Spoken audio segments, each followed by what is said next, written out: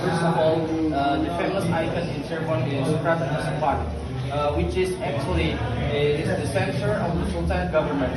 It was founded 1529 by Sultan Gunung Jati, and subsequently, Guan Sunyaragi is one of the cultural heritage in Cirebon Sultanate.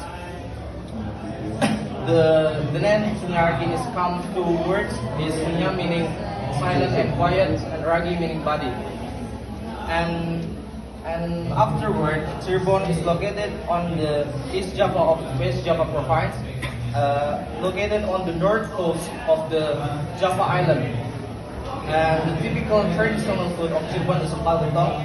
Empal gentong is supit is made from beef with preserved taste, with coconut mixed sauce, and the strong aroma of spices. Furthermore, the most iconic tari topeng is the most iconic culture in Cirebon.